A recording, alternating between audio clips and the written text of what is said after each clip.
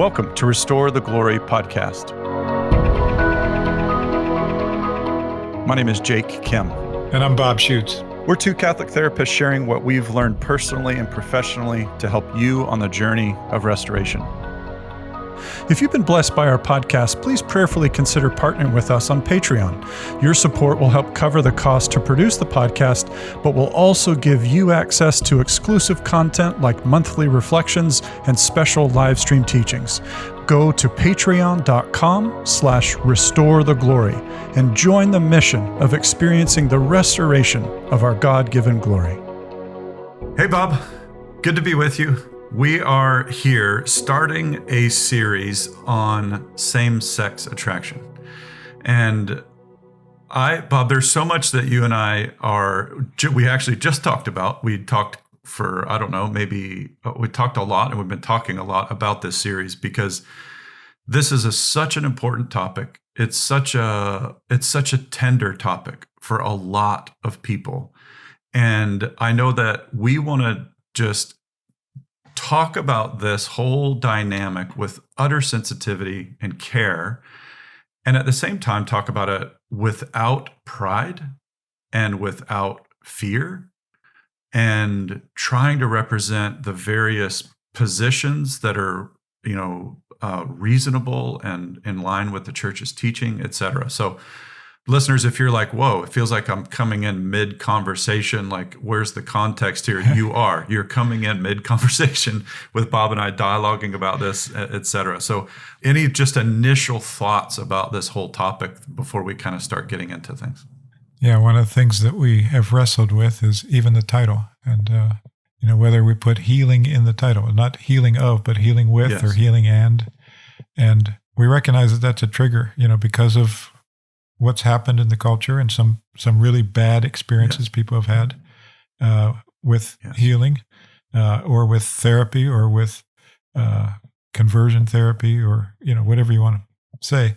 And so right away, we're sensitive to our listeners on every side of this issue. So one who just really want a better understanding, but also those who have struggled and have tried to experience healing and have run into barriers and have felt even manipulated in that process, or other people that have experienced healing and really desire the message to come. And, one of the things, two things I want to say in preparation is, one is healing is about truth and about love. Healing is about encountering with Jesus.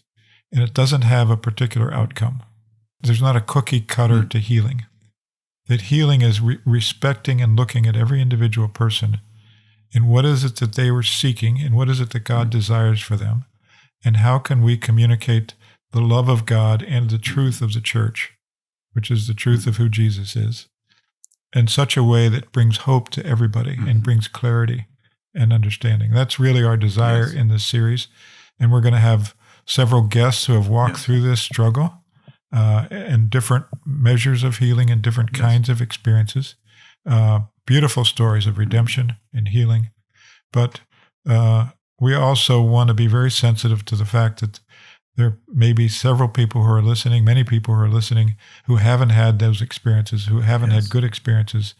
And we want to communicate hope to everybody in this. Yeah, I totally agree. I think one of the things that we've been talking about, and I think it's evident, even if we look at it from the perspective of statistical representations of a position, like Pew Research did some analysis of just where do people stand with the issue of homosexuality, same-sex attraction, et cetera. And it is one of the most polarizing subjects and ideas and concepts that's out there. People have very different positions. You might even use the word camps, like where people are in different camps about this. And I think there's a lot of camps that are out there. And so, Bob, I think it's probably worthwhile for us to start narrowing in with some of the camps so that we can at least situate ourselves. And then there's not uniformity or a total agreement, I would say, in the camp that you and I would be in, like the camp that you and I would put ourselves in. I think people don't totally agree about psychotherapy, healing, and same-sex attraction. There isn't unanimity. And so we're going to try to give voice to the various camps, and we admit we will do it imperfectly, but we're trying to press in to start good and healthy and holy dialogue about this that's not accusatory, that's not defaming, that's not uncharitable, essentially. Like, I agree with what you said. Love and charity are essential in this, and as well as truth. As soon as you throw out truth, you can't have charity anymore. And as soon as you throw out charity, you don't have truth anymore. And so that tension and all those dynamics, we're trying to navigate into. And Bob, I know the reason that is because we don't want to misrepresent the face and the life and the heart and the reality of Jesus Christ. And people do that all the stinking time. And that is not what we want to do. We do not want to misrepresent God. And that is not easy because we're not God and we're imperfect and we're broken. And so you and I are coming in broken. We're talking about subjects that are really delicate. And so we're just trying to do that with a lot of charity and as well as truth. Yeah. And truth goes along with humility, and as people know my story, that's been an area that I've prayed with and wrestled with over time is areas of pride. And we've prayed, Jake and I just both prayed before this that we could approach this with the humility of Christ as best as possible. And so if anyone through this series is in any way offended, know that that's our intention. Our intention is to just speak God's love in truth with humility. And we're going to do the best we can because we know it's a sensitive topic and it can bring up a lot of reactions for a lot of different people across the spectrum of positions on this. And I think the dialogue, the truth and charitable dialogue is the best thing that can occur. And to have a position, this is something that I'm learning in my personal life, taking a position is important. It's part of maturing. It's part of growth. And people will take positions that aren't the same as other people. And that's okay as long as there is humility in the pursuit of truth. Charity, humility, and the pursuit of truth. Like, as long as those are there, then the dialogue can be very fruitful, like very, very fruitful.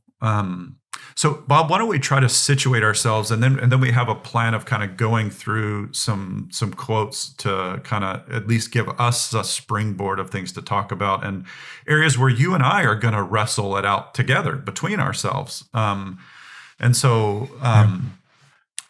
think here's the camp I would say that situates you and me. And so let's just acknowledge that. First of all, we are faithful adherents to the teachings of the Catholic Church. And so we believe that the Catholic Church teaches infallibly what is true. And that is represented through the scriptures as well as sacred tradition. And so with regard to the area of homosexual actions that are of a homosexual nature, as well as heterosexual actions that are outside of an appropriate context, i.e. marriage, are sinful and wrong. And so there is such a thing as sin in sexuality, and that sin involves various things. As a quick crash course in morality, the thing that you're doing has to be wrong. You have to know that you're doing it, and you have to know that it's wrong, and you do it anyway. And that's the criteria for something to be called what's called a mortal sin, an egregious sin, a sin that ruptures your relationship with God. There's facets that have to be present for that to be the case. And in the midst of that, the church would say that it's possible to engage in activities that rupture your relationship with God. And it's not just homosexual activities. There's the 10 Commandments list out a nice summary of things that we call a mortal sin. And so we would position ourselves from the point of view of, we believe the Holy Roman Catholic Church's position on and perspective on these issues of same-sex attraction as well as homosexuality. Now, one more qualifier, then I want to let you have, what you're thinking. The church also says that having a desire, even if it's a distorted desire, isn't automatically sinful. because there has to be a willful engagement, a choice to engage with that desire before it becomes the grounds of something that's right or wrong. So as a heterosexual male, I can have disordered desires that are sinful if I engage in them, and they're not necessarily better or more okay than someone who has a homosexual desire that's engaged in. I think right there people start to go, well, I'm less bad. And I'm like, that's the kind of stuff that starts to not be charitable and kind to people who struggle with same-sex attraction. So chastity and lust has all kinds of presentations and can manifest in all kinds of ways.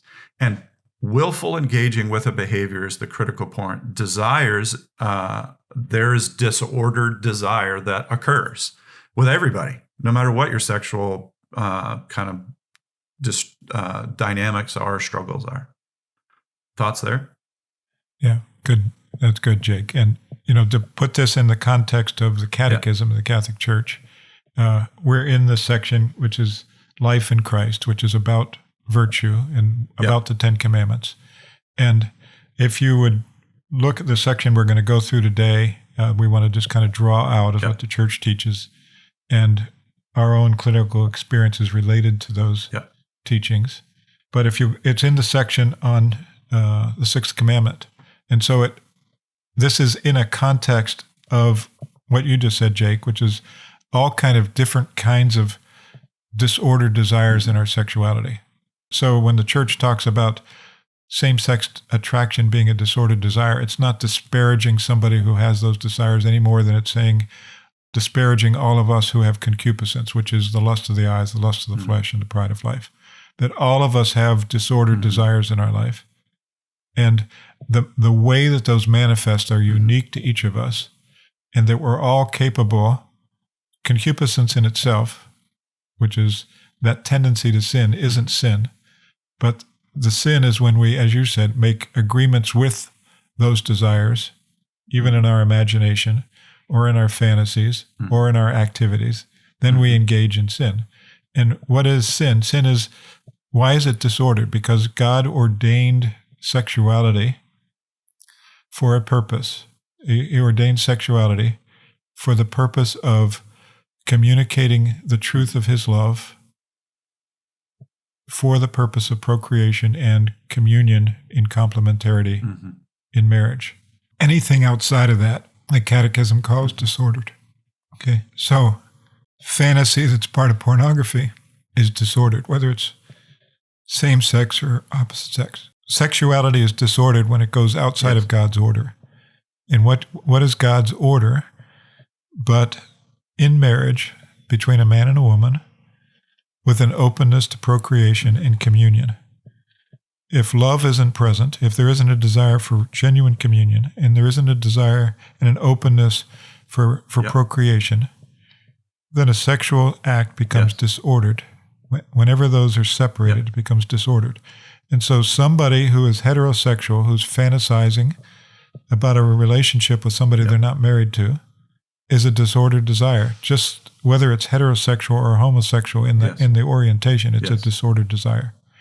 Now, you could argue that same-sex attraction is an added degree of disorder because it's now with somebody of the same sex and there's not even the possibility of procreation. There's an unnatural component to it that would be the language that's used to discuss this. I'm not making a position there. I'm just representing the language that's used in the moral discussions of this, to the best of my knowledge. Yeah.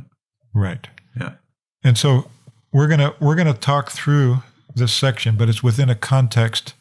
And I would encourage everybody who's listening just to go and read that whole section. Yeah, paragraph 2, 3, 5, 7 is where I have it starting. Is that where you have it starting?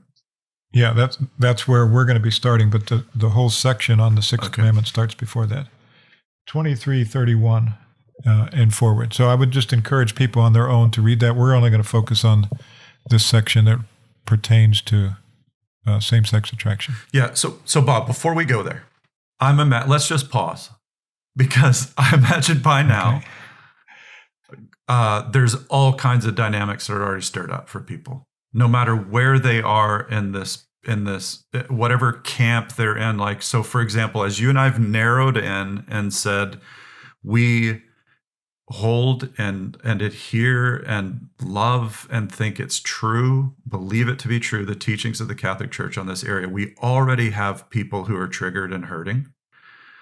There's already things that people have probably heard us saying, going, that's ridiculous, you don't get it, or oh my gosh, how are you saying this, on whatever camp and whatever perspective. And I think the thing that we want to acknowledge is that, yes, you're you're not doing psychotherapy anymore. I currently have a psychotherapeutic, very, very small psychotherapeutic practice, but we still want to be attentive and sensitive to people.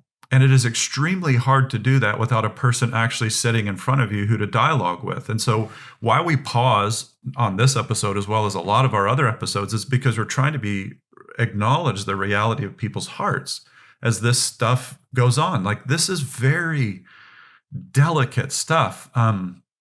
Father Timothy Gallagher maybe has the best phrase with regard to this kind of thing. And he says, we are on holy ground. Reverence this area. We are on holy ground. And what he's talking about is the deep places of the human heart, where let's just call it the human heart. And the catechism talks about that in another area. So I just want to pause. We'll probably pause regularly just to let people go, we want to attend as best we can in a podcast, which is a broken form of communication. You can't do therapy through a podcast. So we're just acknowledging that. But that this is really deep, and a lot of people have stuff already coming up because it's so core and there's so much in it.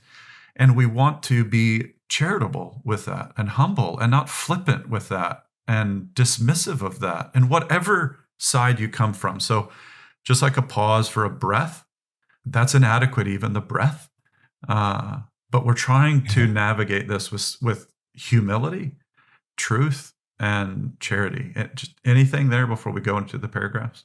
Yeah, just to say that, people who don't know us in our experience, we have walked with people across the gamut of sexual areas of brokenness and sin and disorder, and have seen it in ourselves. And it's there is a love and Jesus's heart that we have for every person who struggled with same-sex attraction, whether they're totally opposed to our position or not. There's a love and there's a desire for that person's good and dignity, as well as for somebody who's heterosexual and struggled in different areas. And want to refer people back to the series we did on healing sexual wounds, and you begin to hear some of that in other areas. And we're just applying that now in the area of same-sex attraction and attraction to the same sex. And it's a narrowed thing. And I think we're again, why are we even talking about this? Because it's impacting a lot of people. A lot of people are trying to know how to navigate it, whether they are personally struggling with same-sex attraction, whether they know someone who is, their family member is, their friend, whatever. They're trying to accompany people, etc. And so we're going to try to navigate this with great reverence and sensitivity to the people who this directly affects, which is a lot of us. That's why we're doing a series on it. So should we start? Maybe we'll go into the first paragraph. Okay. So yeah.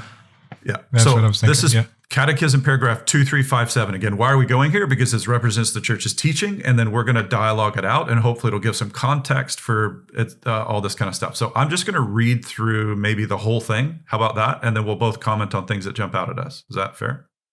The whole section. The whole paragraph, paragraph. The whole paragraph of 2357. So here it goes. Great. Homosexuality refers to the relations between men or between women who experience an exclusive or predominant sexual attraction toward persons of the same sex. It has taken a great variety of forms through the centuries and in different cultures. Its psychological genesis remains largely unexplained. Basing itself on sacred scripture, which presents homosexual acts as acts of grave depravity, tradition has always declared that homosexual acts are intrinsically disordered. they are contrary to the natural law. They close the sexual act to the gift of life. They do not proceed from a genuine affective and sexual complementarity. Under no circumstance can they be approved. Okay, so I think what we're hearing here is the church's position that's saying engaging in homosexual acts is, what's the language? It's contrary to natural law. They close it to the gift of life. Do not proceed from a genuine affective and sexual complementarity. And they're not like, hey, it's okay. I think what the church is saying is that it's a sin. And what is a sin? Missing the mark of what actually is the fulfillment of human existence as created by God. Sin literally is an archery term that means to miss the mark. Well, what's the bullseye? The living according to God's design is the bullseye, assuming that God understands and offers life to its full. So I know there's one section that I jump immediately to. There's one sentence that I go right to. That's where I was going. Yeah. Let's see. What was yours? We haven't read this together yet. What's the one for you? Its psychological genesis remains largely unexplained. Yeah, that's the one I went to too. Okay. So this is basically the only spot, and maybe I'm not reading it closer right now, but it seems to be the only spot where the church is saying in her teachings, we're not sure about this. But the act itself and its moral, we're utterly clear on. Yeah. So its psychological genesis remains largely unexplained. And I think, Bob, in our discussions offline where the mics weren't on, this is where you and I had some really good discussion and possibly had different points of view. What we do know is that there's strong camps here. This is where maybe the camps within people who are faithful to the Catholic Church's teaching in this area, this is where the camps really can get divided, because this then informs healing or not healing, or addressing it, or can you address it? Is it addressable? Can it be healed? Can it not be? Right? That's a big deal, because if you don't know its psychological genesis, how can you address something if you don't know where it comes from? And the church is saying quite clearly its psychological genesis remains largely unexplained, meaning for the most part, we don't know. There are some things we know, but for the most part, we don't know. Okay. Initial thoughts? Yeah, as we look at that, I think that the church, on one hand, is being very careful not to be scientists. Yes. And, the church is wanting to teach faith and morals. And, we've learned that over time. The church is open to science, values science, believes that science is good, learns from science.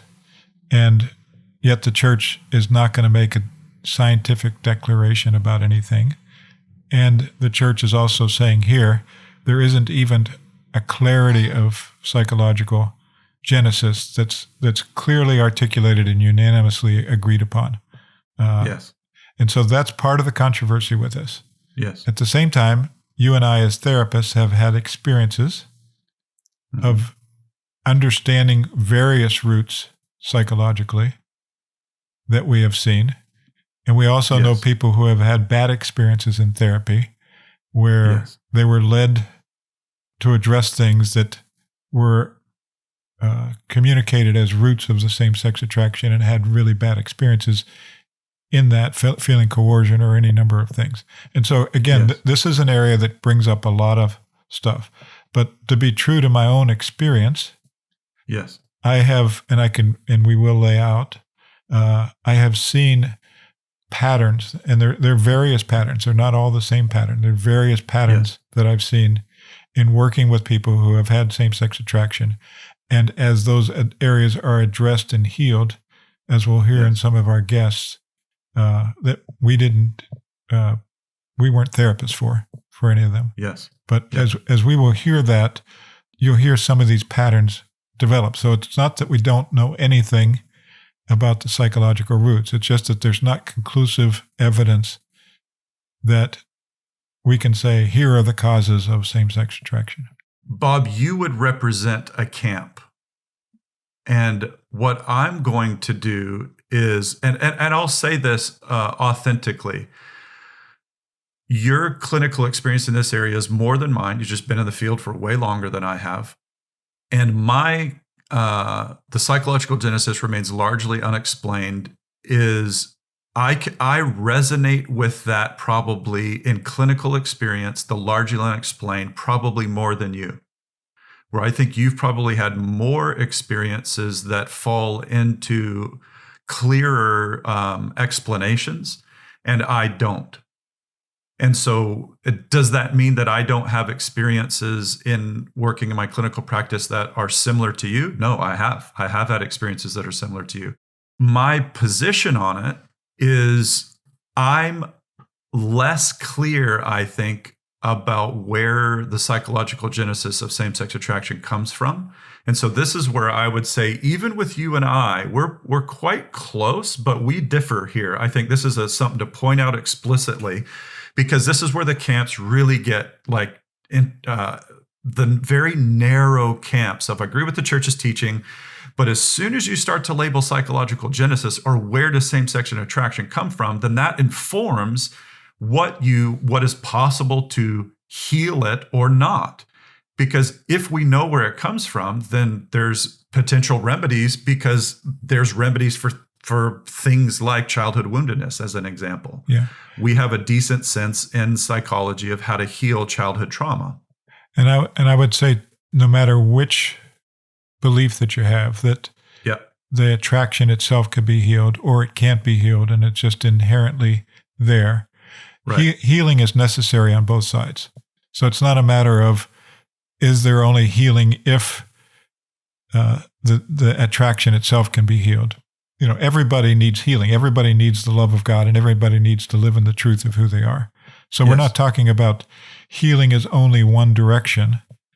Yes. But depending on what you believe about the Genesis determines what healing looks like.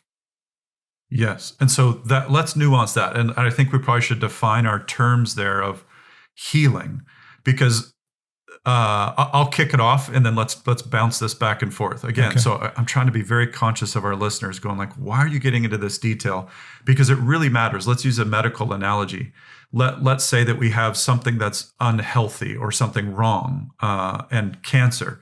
I'm not equating homosexual or same-sex attraction to cancer. I'm just using it as an example.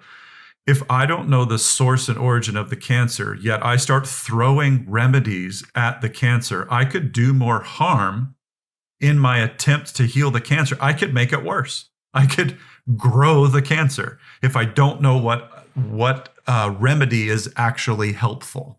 And so that's the analogy that we're using here, I think, is that the psychological genesis really matters. And what I'm hearing you say, which I totally agree with, is it doesn't matter. Same-sex attraction, take it out of that. Just anger, unholy anger, like any of the other commandments, not honoring your father and mother, stealing, whatever. There's healing, quote unquote, that's still necessary. And so, Bob, I wonder if we can define the terms of what we mean by healing, and then we can get into approaches. How does healing occur? Like instantly, gradually, both, etc. So healing, how would you define it? Well, healing is an encounter with God's love and truth, and it's being brought back into communion, any areas that are out of communion. So, again, depending on what your understanding of the roots of same-sex attraction, for one... Psychological genesis, that's what you mean by roots. Right. So for one, the healing could be working through all of the deeper roots of attachment loss and shame and broken identification and sexual abuse and overbearing parents of the same sex. A lot of the things that come up in the literature. Yes. It could be healing through those, healing the resentments, the angers, the inner vows, things we've talked about over time. Yeah. To the place where there can be transformation of desire and moving from same-sex attraction to an opposite sex attraction, moving from promiscuity to chastity. There can be a lot of movement in that, depending on the viewpoint.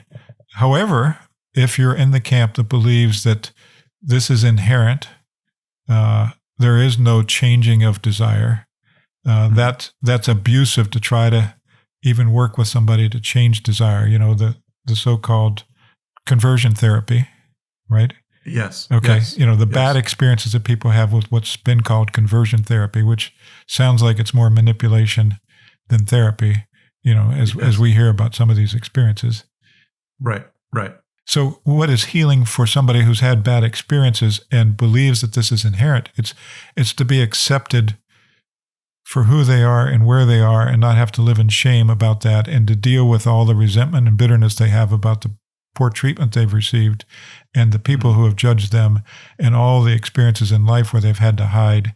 So it's a very different picture of what healing would look like. But everybody needs healing in that continuum. It's a matter of whether healing also is a change from a homosexual same-sex attraction orientation to a heterosexual orientation or not. Yes. That's where I think a lot of the controversy comes in. Yeah, I think something that you're mentioning, which is really interesting, is that healing is often associated with change. And I did not hear you say that in your definition of healing. I heard you say healing is an encounter with the love and truth of Jesus. The result of that encounter is very unique. And I would say that's been my experience over the years of working with people. And again, I'm not talking about same-sex attraction right now. I'm zooming out to all the people I've worked with about anything. I would totally agree with you that ultimately healing is an encounter with the love and truth of God. How that presents itself is exceptionally unique. It'd be impossible to list all the ways that that's manifested itself over the years. What I'm hearing you nuance, and this is what I think is often important, is there's a nuance there where people would say, oh, healing means I've changed something. And I would argue that healing does involve change, because just an encounter is a change. Mm-hmm. I think the thing that we're really nuancing here is what changes, how does it change, can it change, and what's the approach to it changing? And this is where, again, the camps are very divided in their approach. And I think it's because if you don't know the psychological genesis, how can you confidently provide a treatment? If you have no idea where the cancer's from or what's causing it or how to get rid of it, is it ethical? Is it good? Is it loving to just start throwing things at it? And this is where it gets interesting. It gets difficult. So maybe I just repeated myself. Yeah, no, I think that's very true that it gets complicated. And there's diverse paths depending on what your diagnosis is or understanding is. Yes. However, I think there's something that's in common that my desire would be for people who are on either side of this divide. Yeah. People who see the same-sex attraction as inherent and not changing, and people who see it as something that can be changed and something they desire to change. Yes. Okay. In both cases, there's probably been a history of feeling shame and rejection and having to hide and not being accepted.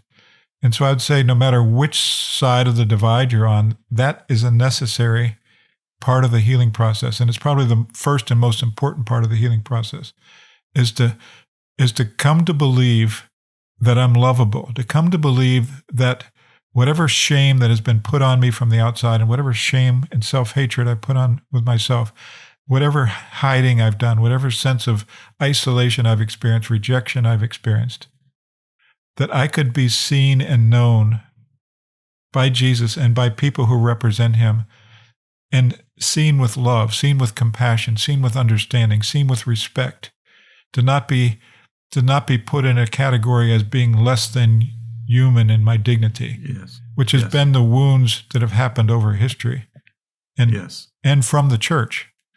You know, people with same-sex attraction have been deeply wounded by the church, by therapists, when their person and their experience is not accepted. So I'll give you an example of a teenager came in. Parents brought him in, Christian family.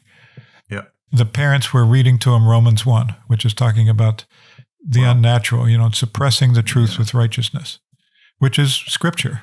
I believe it's revelation. I believe it's truth. Yeah. And he was struggling with, okay, so I hear this, I hear what the church teaches, I hear what Jesus is asking of me, but what do I do with these desires? What do I do with these feelings? Mm-hmm. And I said, you can't suppress the truth on either side. I said, you can't suppress the truth of who you are as a man and what your body is intended for.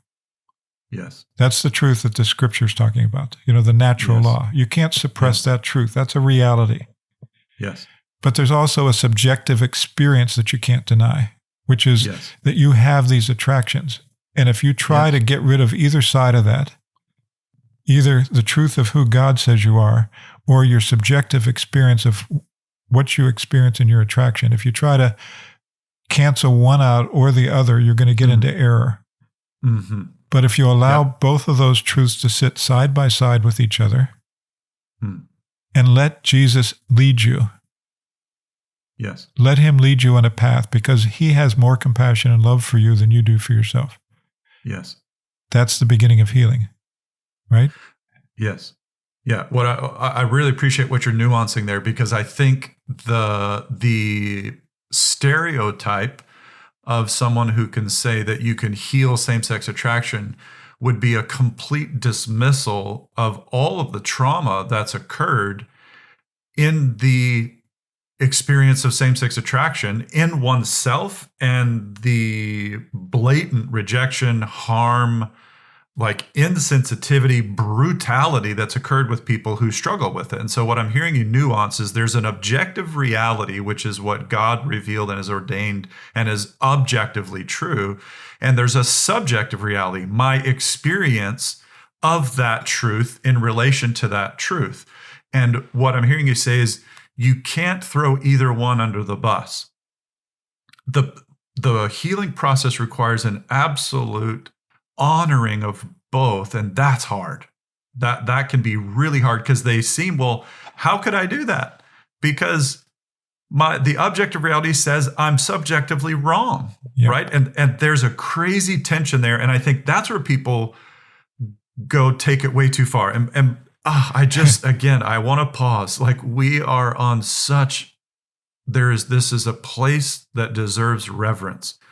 There are people listening to this who are same-sex attracted and who have been just brutalized by the church.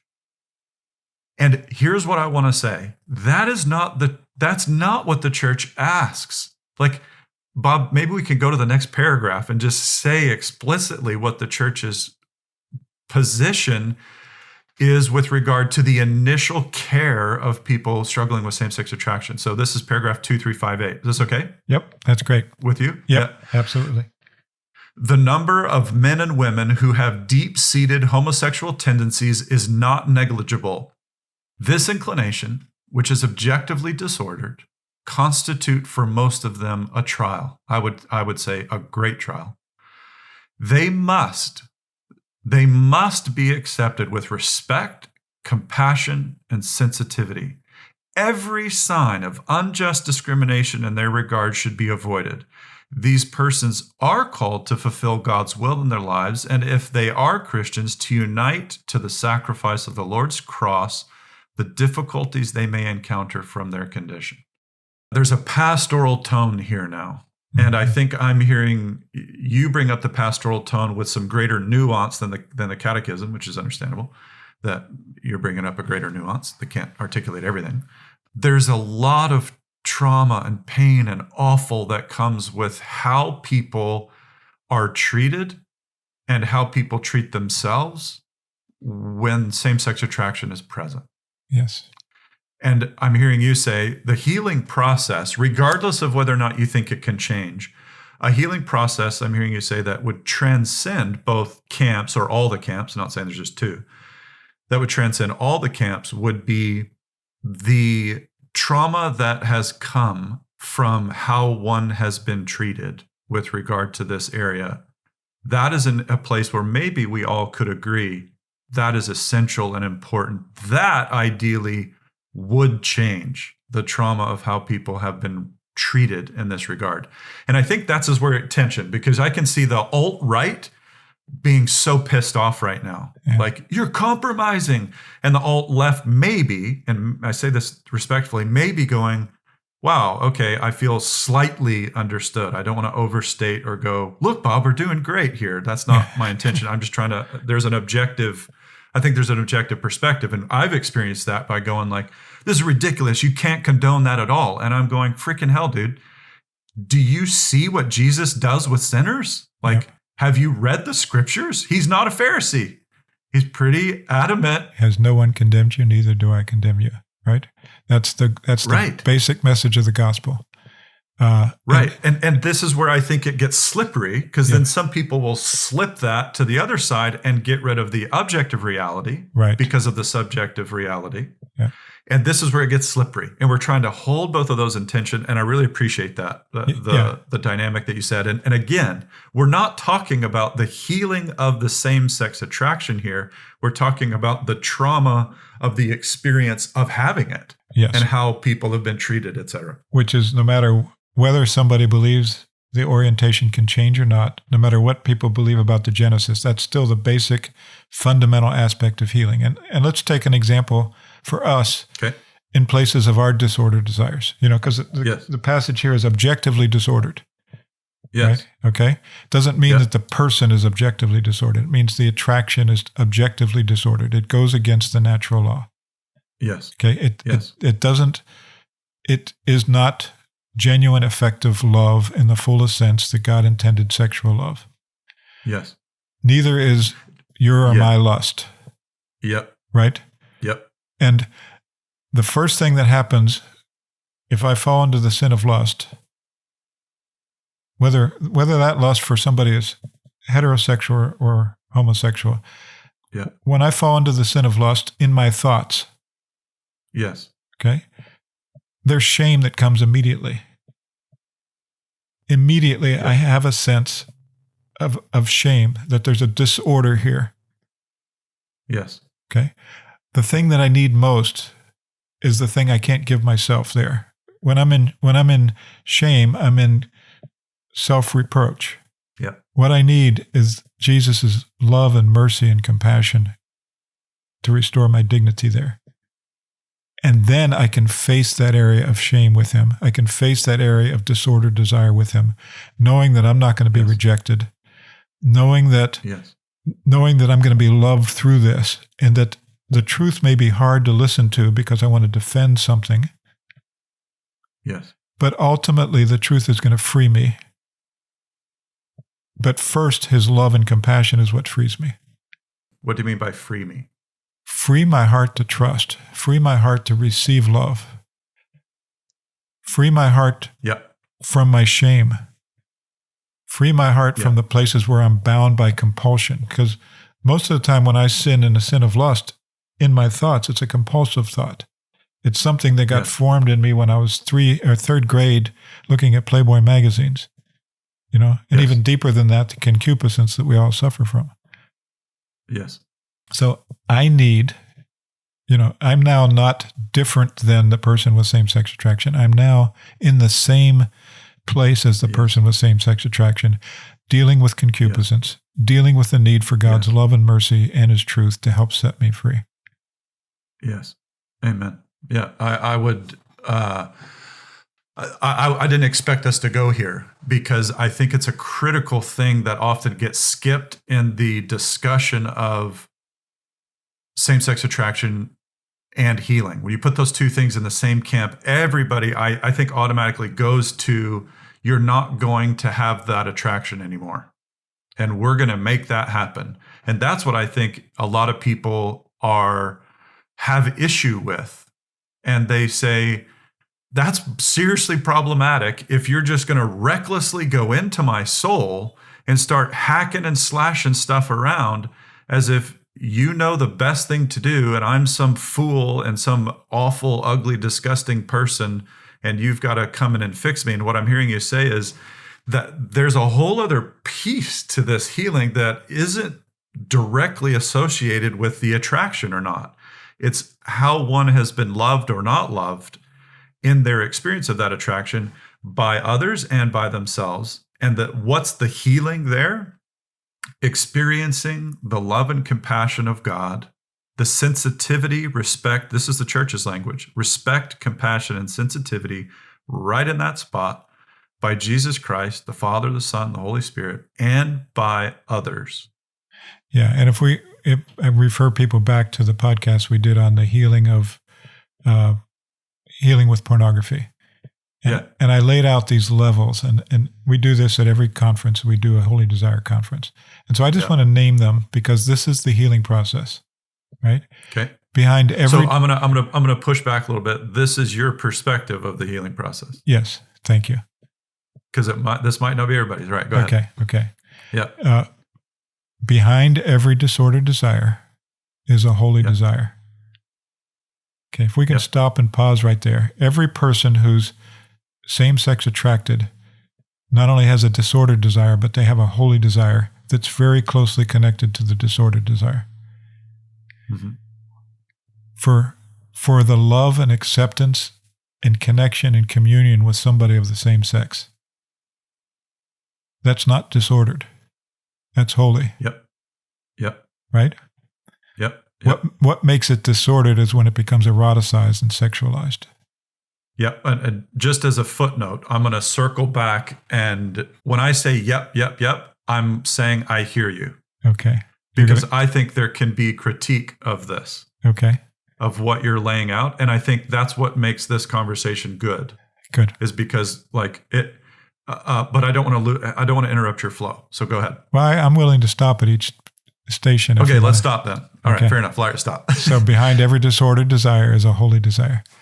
Right. That is a statement that you're making that could be perceived as objectively true.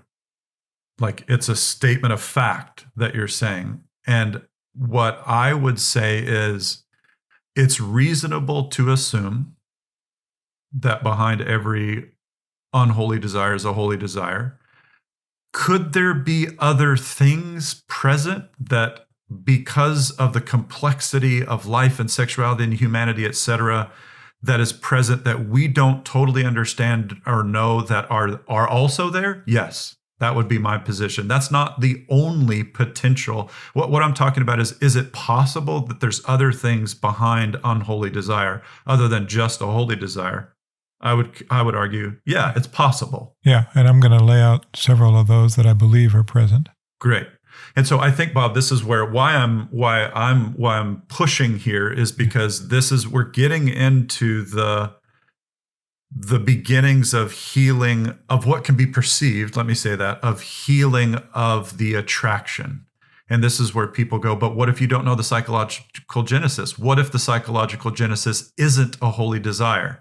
And I would say I think that might be hard to argue, but it probably could be argued. And I know you, and I'm speaking on your behalf, is that you're not coming in going, this is the only way, everybody shut up and get out of the way. I know what I'm doing and I'm going to make everybody better. I know that's not who you are, but it could be perceived as that. And that's why I'm nuancing right here. Good. There is mystery here that we don't totally know.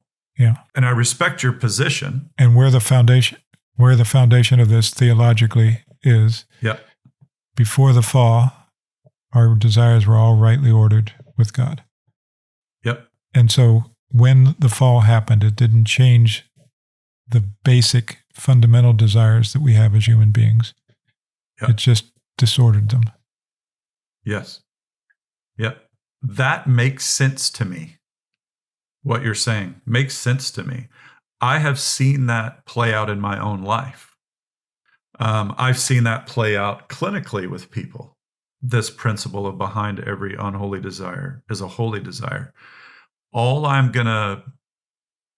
position will be, there could be other factors that contribute to all this, because this is the premise by which we would approach working with someone with same-sex attraction. Okay, that's good. Fair enough. Yep. Yeah. Anyway, I can't imagine that anybody wouldn't want to hear that. I think where people get stuck is they would want to justify. I would want to justify my disordered desires as holy desires themselves. Yes. Right. And that's not okay either. Right. But I can't imagine anybody objecting to the fact that somebody's seeing the goodness of their desires even when they're disordered. Right? That there's a good in their desires, even when they're disordered. I would actually contend that in my understanding, and I'm not an expert in this area, in my understanding, that is what Aquinas said. That would be my understanding. Now, is Aquinas right about 100% of everything? No. I don't know. I don't think so. I don't think you have to be right about 100% of everything to be a saint. I would just say really, really smart dude who had a lot of really good insights about a lot of stuff. So he's worth considering and looking at. Yeah. And that, in my understanding, is his position. Yes. Behind every disordered desire is a search for good. Yep. Everybody's searching for love. Everybody's searching for good.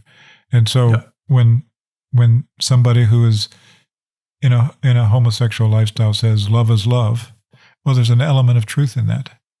There is an element of seeking love, which is good. Yes. It becomes disordered when it becomes eroticized and sexually acted on, because that's outside of God's order.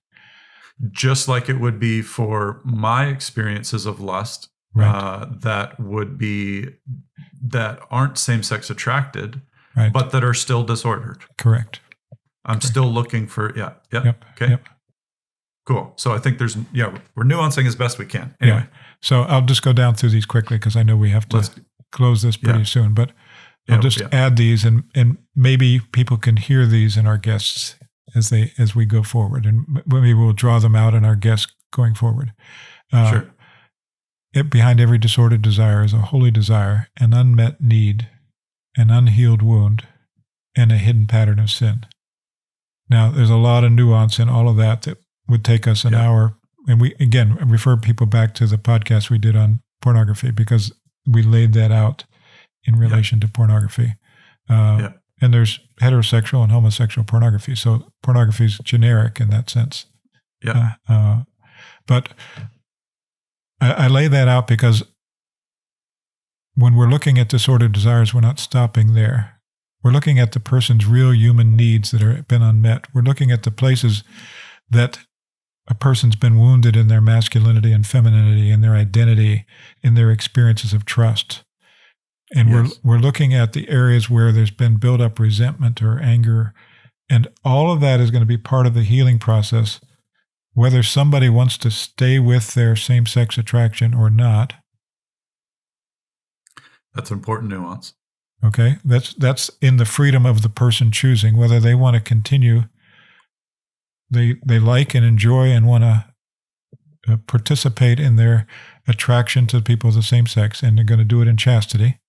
Whether or not they want to have that changed and have a heterosexual orientation, there are still all those, in my experience, all those levels for each one of us in our healing process. And so I would contend that the healing process for somebody with same-sex attraction is almost identical to the healing process for somebody with heterosexual attraction, because we're humanly coming from the concupiscence of the fall. And the ways in which it manifests is different in our lives. Yes. But the brokenness and the pain, the original wound, the original sin is underlying all of it. And we're all in this human family working together to try to find Jesus together and try to help each other to get to Jesus. And we're doing that with as much love and compassion and truth as we know in humility. Yes. I know we're trying to just honor people's time and not talk on this for like long form. Maybe we should have done that. But anyway, this is how we laid it out for now. And what I'm hearing you say, I think there's mystery in it. And I'm not using that as an excuse. And so I'm just going to say flat out, it's a reality. It's just a reality. We do not fully understand ourselves. And that is a reality that we have to initiate. And that's what we talked about earlier about the humility that's necessary to approach these dynamics. And so with that in mind, there's mystery in the midst of all of this. And it could be that there's nuance that's massively missing, that needs to be there. And yet at the same time, it's not like it's a conscientious dismissal. I'm not hearing you conscientiously dismiss something. This is a position, which is something that's very important. Everybody has to have a position. And then the good comes when differing positions dialogue. And hopefully both people come to a better position, an improved position that's more aligned with truth and charity. That would be the contention. But one of the things I think people from some of the different camps would potentially say, and I see their point, is if we don't know the psychological genesis, then how can we say there's a wound there? And that is, I would contend, part of the mystery, where someone can have a position that there is a wound present there. Other people might say there's not a wound present there, but in the therapeutic process, this is one of the things that's critically important, which is where consent comes in. So when you talk about, I've learned this a lot just in my psychological practice over the years, which is in the working of psychotherapeutic treatment or help, consent is a critical thing. And so if you're ever going to treat anything or help someone through anything, the process of consent is not a form you sign at the beginning of at the beginning of your work, and then you never look at it again. Consent is what's called a process, whereby throughout every portion of the process, you are doing your best as a therapist to draw out the nuances and dynamics, the unexplainable stuff, the mysterious stuff, etc., and make sure that the individual in front of you is as informed as they possibly can be and can consent to the next step of the process. And if as a therapist you have any hesitation or any belief that they have not a capacity to give consent, therapeutically, you cannot proceed. And the church would defend this process because what's happening there is a loss of freedom. And as soon as you get into a therapeutic dynamic where there's a loss of freedom, you have a problem. Bob, what I know about you is that I've never known you to compromise the process of consent. And so I would guess that there are people who would say that you could do that. I would say that any therapist could potentially be accused of doing that, not honoring the process of consent. Nevertheless, it's an important process. That's not been my experience of you, but is it possible that that occurs in therapy? Absolutely, like all the time. Probably because people don't understand the preciousness of consent, which is actually, again, a truth of the church, which honors the freedom of the person that's sitting in front of you. And so to impose, hey, you know what's really going on here? Your same-sex attraction, you have this, and this. We need to heal this, and you're going to be better. Now, you don't need to think about that because I'm the expert and you're not. You're an idiot and you have problems and I'm going to fix you. Like, that's not healthy. That is not a holy approach. That is not of God. That's not Catholic psychotherapy. That's not even Jesus. Yeah. And I know you would agree with everything that I've just said. Yeah, very well said. Very well said. Yeah. And so, and yet as a teacher, Yes. In my writing, I'm going to write out a process that I've seen over and over and over again and let people wrestle with it. Yes. Because there's also mystery there. There's also mystery in wrestling with what we haven't seen yet. Absolutely. And Bob, this is we've under-discussed this, but I think that's part of the reality. I mean, it would take us 50 episodes, 4 hours each episode, and then we might be scratching the surface. Yeah. And I think what I just want to reiterate as we land the plane here for today is that we reverence the individual stories of every single person, no matter what camp or position that you come from. This is not us saying, you're wrong, we're right, we've got the secret sauce, you're an idiot. That is not at all what we're trying to say. We're trying to reverence the process. At the same time, we're trying to press into these realities because the kingdom of God is at hand. Jesus Christ calls us to repentance, healing, freedom, etc. This is an area that has a lot of delicacy, and we want to respect that. We want to approach it, you and I, as with psychotherapeutic background. We want to respect what we know, what we don't know. At the same time, we want to respect our experiences, what we've seen when we've worked with people, what we haven't seen when we've worked with people, what people have told us about their process, which varies across the spectrum dramatically. Mm-hmm. But nevertheless, I think the thing we want to end on is that Jesus Christ is Lord, and Jesus Christ longs for his people to come into intimate relationship with him, where discipleship is life-giving and fruitful, and where they are likened unto him. I think that's the basic Catholic message, that the life of God in a soul does amazing things. Exactly what does it do? That is very difficult to articulate universally, but it is transformative. How? That's very mysterious to articulate. It's not always the same for everybody, and it'd be easy if it was, but it's not. Final thoughts. Yeah, just the one paragraph we didn't get to is that all of us are called to chastity. And what is chastity but the integration of our person, which is a lifelong healing process, and of the gift of sexuality. So when those are integrated in our life, that our sexuality is rightly ordered to God's intention, and we've integrated our lives in a way, which again is a lifelong process carried on through purgatory. That process of being made whole is what chastity is, and what the church talks about. And every person is called to that process. And that is healing.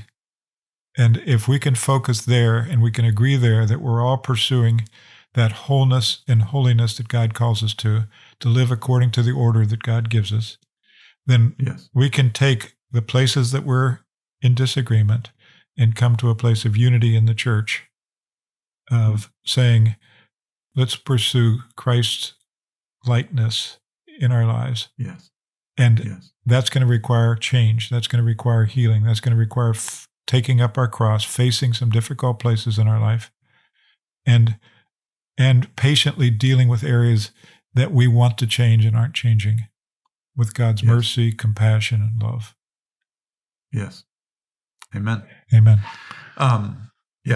We'll pause there. And so, listeners, thanks for braving these waters. And we think it's important. A lot of people just stick their head in the sand or have a position and don't get it, what I call, in the arena, and have honest, difficult discussions and be open to, maybe I'm wrong here. Maybe I'm dead right here. Maybe I don't have a clue here. All that kind of stuff. We think that's important. And we're grateful for you listeners just navigating these waters. It's important. This is stuff Jesus is front and center in. He cares about this stuff. So RestoreTheGloryPodcast.com is where you can find us and find out, get links to the show notes, etc. And we're going to be addressing this for some more episodes. This will be a series, and we look forward to the journey and where it takes us. And so until next time, God bless you, and we'll talk to you again soon.